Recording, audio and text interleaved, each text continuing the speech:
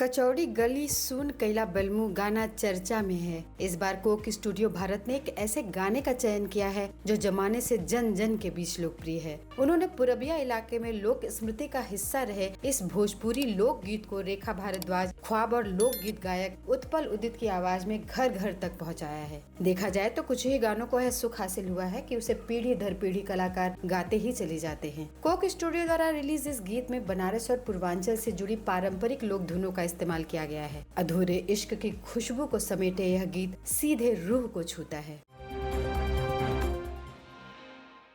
हालांकि इस भोजपुरी गीत का इतिहास 200 साल पुराना है। 19वीं सदी में ब्रिटेन और बर्मा के बीच सालों तक 3 टुकड़ों में जंग हुई। 1824 से 1886 तक चलने वाले इस युद्ध में ब्रिटिश सेना को बड़ी संख्या में सैनिकों की जरूरत थी, लेकिन अपने लोगों को भेजने के बजाय उन्होंने बिहार, पूर्वांचल और आसपास के इलाकों के हजारों भारतीयों को जबरदस्ती सेना में भर्ती कर लिया। सोचिए, जिन लोगों ने कभी अपना गाँव तक नहीं छोड़ा था, उन्हें अचानक किसी दूसरे देश की लड़ाई में धकेल दिया गया। पीछे छूट गई उनकी पत्नियां, माँ बाप और बच्चे।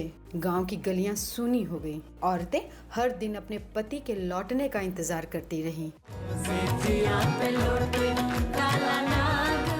लेकिन वो लौट कर नहीं आए। जो लौटे भी वो पहले जैसे नहीं रहे। युद्ध ने उनकी जिंदगी बदल दी थी। इसी इंतजार, दर्द और बिछड़ने की पीड़ा ने धीरे धीरे लोक गीतों का रूप ले लिया और उसी विरह से जन्मा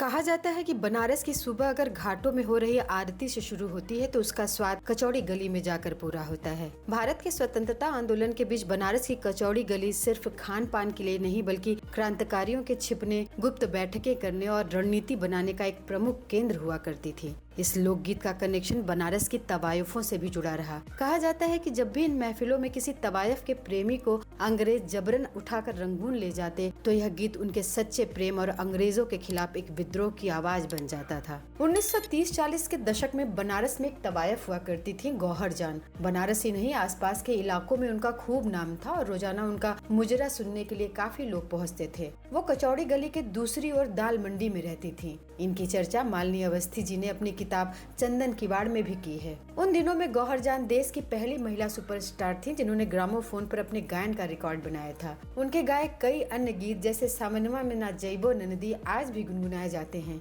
वह एक ऐसे व्यक्ति को प्यार करती थी जो स्वतंत्रता सेनानी थे। 1942 में भारत छोड़ो आंदोलन के बाद अंग्रेजों ने उन्हें अरेस्ट कर मिर्जापुर की जेल में डाल दिया था। उनके ही विरह में गौहर जान ने इस गीत का मुखड़ा गाया था। मिर्जापुर कैला गुलजार हो। जब अंग्रेज सरकार ने गौहर जान के प्रेमी को वर्मा भेज दिया, विरह में व्याकुल गौहर जान ने गाया, पिया चल गइले रंगून। वहीं जब उनके प्रेमी को वर्मा के रंगून में फांसी हुई तो बदले की इच्छा व्यक्त करते हुए गौहर ने गाया कि हथवा में होती जो हमरे कटरिया। यह कजरी गीत हर दशक में एक नई कहानी के साथ जुड़ी, जहां अपने अपने हिसाब से अनेक अंतरों को डेवलप भी किया गया। इस गीत के अनेक वर्जन YouTube पर मिलेंगे। सबके बोल में कुछ हेर फेर भी मिलेगा।